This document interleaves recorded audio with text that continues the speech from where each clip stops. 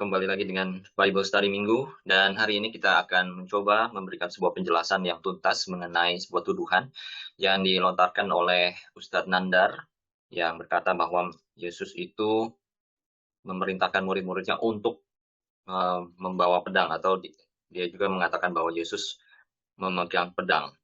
Nah, ini adalah sebuah pernyataan yang sangat salah dan keliru, karena di dalam Alkitab tidak pernah Yesus memegang pedang.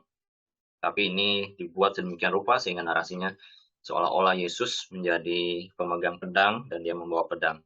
Ini berbahaya sekali dan ini perlu untuk dibahas. Sebelumnya kita akan saksikan apa yang dikatakan oleh Ustadz Nandar.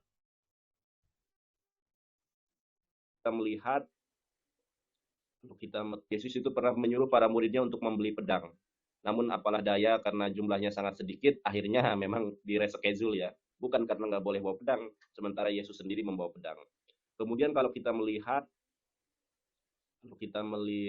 di dalam Lukas 19:27 ya. Lukas 19:27 ternyata Yesus itu sangat keras sekali ajarannya ya. Nah, teman-teman bisa melihat di sini Lukas 19:27. Ini yang tulisan merah ini adalah Yesus Kristus ya, teman-teman. Akan tetapi semua seteruku ini yang tidak suka aku menjadi rajanya, bawalah mereka kemari dan bunuhlah mereka di depan mataku. Mungkin teman-teman tidak tahu atau ada yang belum tahu bahwa kenapa Yesus Kristus itu ditangkap ya. Itu dengan tuduhan makar ya. Dengan tuduhan makar. I'm just stressed out. I'm trying to balance all that comes with being a content creator. Karena berusaha ingin menggulingkan Roman Empire atau Kekaisaran Romawi ya. Roman Empire ini dihasut ya, oleh penatua-penatua, oleh rabi-rabi Yahudi bahwa Yesus ini ingin membuat makar dengan dalil Lukas 19:27 ya. Akan tetapi semua seteruku ini yang tidak suka aku menjadi rajanya, bawalah mereka kemari dan bunuhlah mereka di depan mataku. Ini perkataan Yesus Kristus. Ini perkataan Yesus Kristus.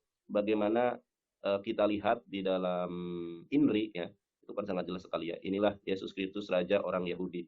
Kenapa ditulis Inri di situ, saudara? Karena salah satu sebab Yesus disalib itu adalah ada itikad makar atau pemberontakan terhadap pemerintahan yang sah, yaitu Roman Empire ya, Kekaisaran Romawi. Jadi seringkali sebagaimana di awal saya sampaikan, apapun hujatan mereka terhadap Islam, apapun fitnahan mereka terhadap Islam, maka Alkitab itulah yang akan menjawabnya.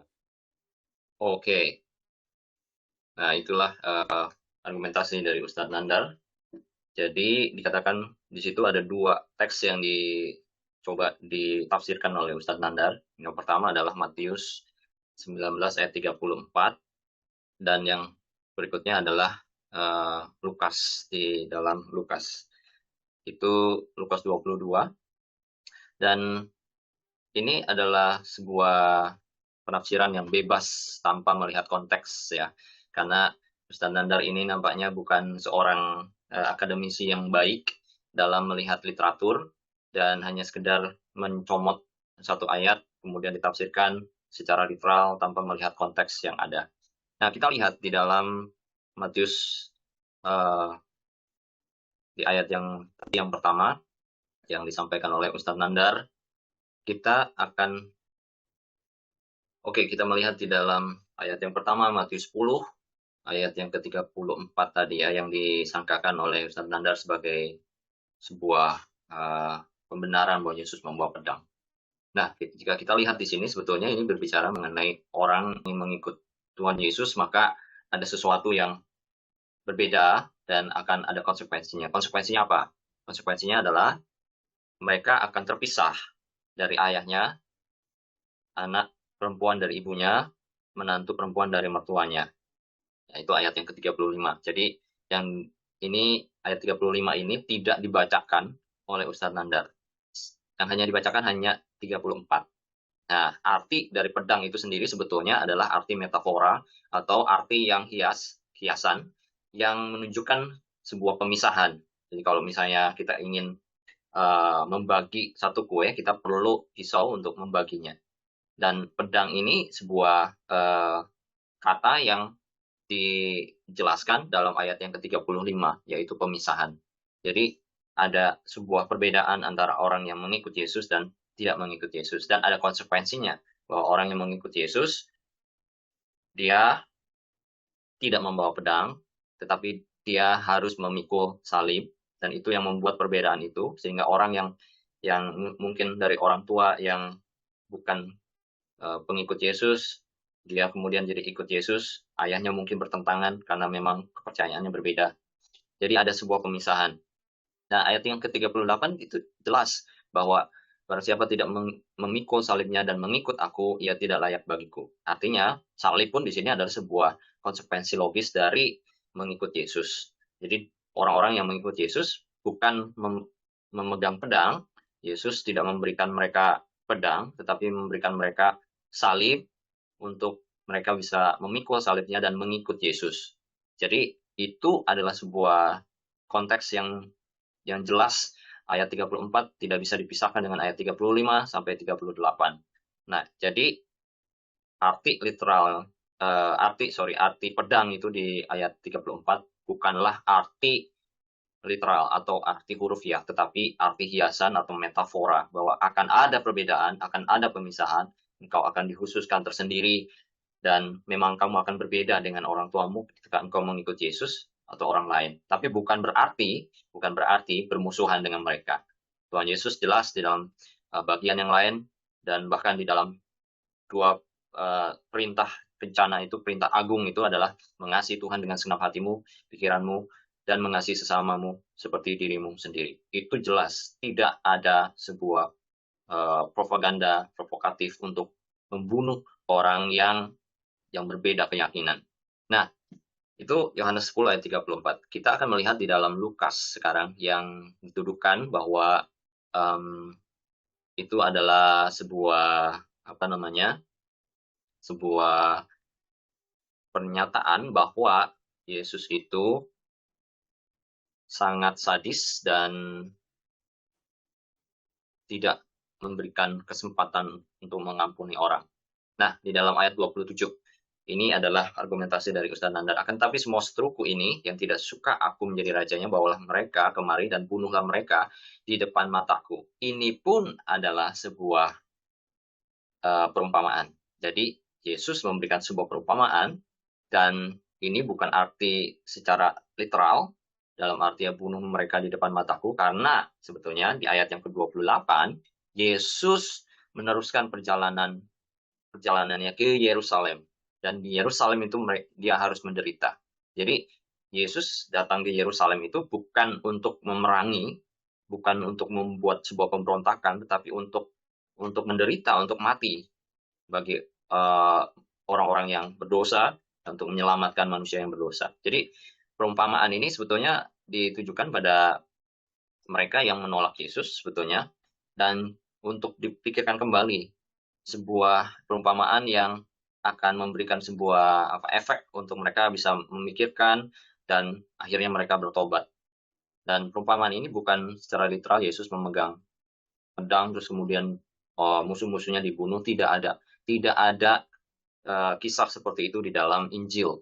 Yang ada adalah merekalah yang membunuh Yesus, merekalah yang menganiaya, Yesuslah yang menderita, akhirnya mati di atas kayu salib untuk menebus dosa-dosa orang yang berdosa dan orang-orang yang percaya kepada dia. Jadi ini jelas adalah sebuah penafsiran yang asal-asalan dan tidak mementingkan konteks yang ada, dan sengaja bisa dibuat ini semacam isu yang bisa dianggap Kristenan atau Kristen atau Yesus itu sangat sadis dan dia memegang pedang. Tidak ada. Di dalam Injil, Yesus tidak pernah membunuh siapapun. Oke? Nah, di dalam kita lihat ya, ini sebagai penegasan kembali terhadap apa yang saya ingin sampaikan, bahwa sebetulnya ketika terjadi penangkapan, Yesus ditangkap, ini pun memberikan sebuah penegasan yang sangat jelas, ya, ayat 49, Lukas 22 ayat 49. Ketika mereka bersama-sama dengan Yesus melihat apa yang terjadi, berkatalah, Tuhan, mestikah kami menyerang dengan pedang? Ini murid-muridnya ketika Yesus didatangi oleh segerombongan orang, dan ada 12 murid di situ. Ada satu murid yang muridnya berkata pada Yesus, Tuhan, mestikah kami menyerang mereka dengan pedang? Jadi murid-muridnya ingin memerangi memerangi orang-orang yang datang untuk menangkap Yesus itu dengan pedang. Dan kemudian ayat 50, dan seorang dari mereka menyerang hamba imam besar hingga putus telinga kanannya. Tetapi Yesus berkata, "Sudahlah itu." Lalu ia menjamah telinga orang itu dan menyembuhkannya. Saudara, itu adalah sebuah pernyataan tegas sebenarnya. Sudahlah itu, atau stop, berhentilah. Kemudian dia menyembuhkan orang yang telinganya terpotong itu. Nah, ini adalah sebuah pernyataan bahwa Yesus bukan orang yang memerintahkan murid-muridnya untuk menyerang dengan pedang. Tetapi Yesuslah yang menyembuhkan kembali. Yesus ingin orang itu tidak terluka. Dan ini adalah sebuah pernyataan tegas bahwa tidak ada yang namanya pemerintahan. Yesus memerintahkan murid-muridnya untuk berperang dengan pedang. Ya, jadi ini adalah sebuah pernyataan tegas, jelas bahwa Yesus tidak menghendaki siapapun pengikutnya untuk memegang pedang, bahkan dirinya pun tidak. Nah, itu jadi kita perlu lebih jelas melihat konteks Alkitab. Nah, ada satu video yang perlu disaksikan, ini bicara mengenai Islam yang menyebarkan agamanya, syiarnya dengan pedang. Dan ini yang patut dipertimbangkan dan perhatikan oleh Ustadz Nandar ketika dia bertanya mengenai pedang di dalam Alkitab, atau Yesus itu menuduhkan Yesus itu memegang pedang. Dia perlu bertanya kembali pada ajaran Islam mengenai pedang itu sendiri dan mengenai ajaran Islam itu sendiri. Saya akan share mengenai hal ini dari seorang ustadz yang bernama Ustadz Khalid Basalamah. City, waktu saya ngisi taklim di sana. Ustadz, bagaimana pendapat Ustadz bila ada orang-orang Nasrani yang mengatakan Islam itu diekspansi dengan pertumpahan darah, dengan jihad? Dan bagaimana pendapat Ustadz juga dengan masalah poligami? Mereka menghardik masalah poligami. Itu subhanallah, saya bicara hampir 45 menit mungkin hanya menjawab pertanyaan ini. Waktu itu saya bilang, kalau seandainya ada orang Nasrani, Yahudi, semua orang kafir yang mengatakan kepada Anda, Islam dikembangkan, diekspansi dengan pertumpahan darah, katakan iya. Memang iya. Karena banyak orang Islam, subhanallah, kayak orang yang ketakutan kalau dikatakan Islam itu disebarkan dengan pedang. Saya katakan ikhwas sekalian, memang Islam dikembangkan dengan pedang. Oke, jelas ya, bahwa Islam dikembangkan dengan pedang. Itu yang perlu ditanyakan oleh Ustadz Nandar. Dan semoga ini menjadi sebuah pengingat untuk melihat diri kita, otokritik, melihat siapa kita, dan sebelum kita menuduh orang lain, memberikan sebuah penafsiran yang salah terhadap ajaran orang lain, lihat ajaran sendiri. Kiranya Kristus, Sang Juru Selamat itu Tuhan, dan Juru Selamat itu menyelamatkan kita dari kesesatan.